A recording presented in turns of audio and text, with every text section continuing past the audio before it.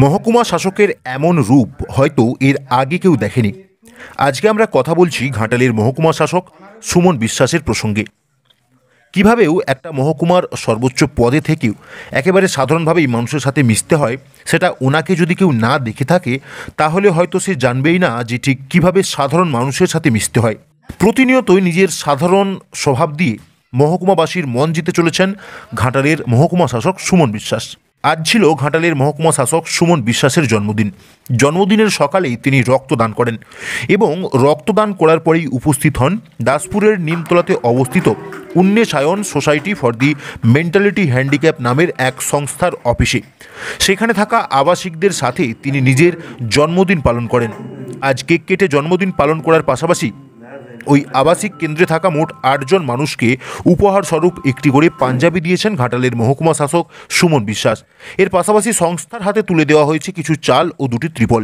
তবে ওই সংস্থার সেক্রেটারি অসীম কুমার চ্যাটার্জি তিনি জানিয়েছেন ওনারা ওনাদের সাধ্যমতন মহকুমা শাসকের জন্য পায়েস, মিষ্টি ও কেকের ব্যবস্থা করেছিলেন।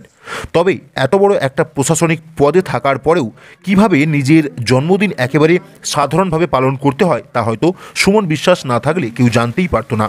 মহকুমা শাসকের এমন মানবিক রূপের জন্য অসংখ্য ধন্যবাদ জানায় আমাদের মেদিনীপুর 24x7। অনারেবল সুমন বিশ্বাস এসডিও সাহেব Ghatal, happy birthday to honourable person Suman বিশ্বাস এসডিও সাহেব ঘাটাল।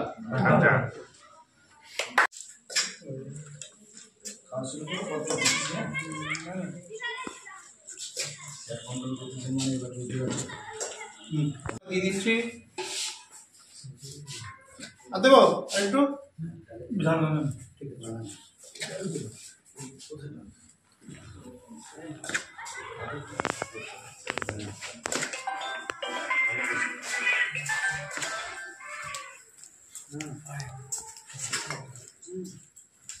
আপনার নাম কি? স্বরূপ ব্যানার্জি। বাড়ি কোথায়? কলকাতা। কলকাতা কোথায়? ওই দক্ষিণে কলকাতা দক্ষিণাপনের ওখানে। ওই দিক দিয়ে যেতে হয়। আচ্ছা, কালীবাড়ি বাড়ি যান মাঝে মাঝে? হ্যাঁ যাই। বাড়িতে কে কে আছে? আমার দিদির বাড়িতে। আপনার কি নাম? আনন্দপুর কেশপুর বাড়ি। আপনার কি নাম? বাড়ি কোথায়?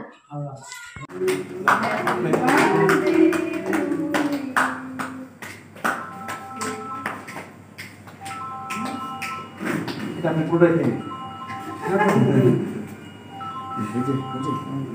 আপনার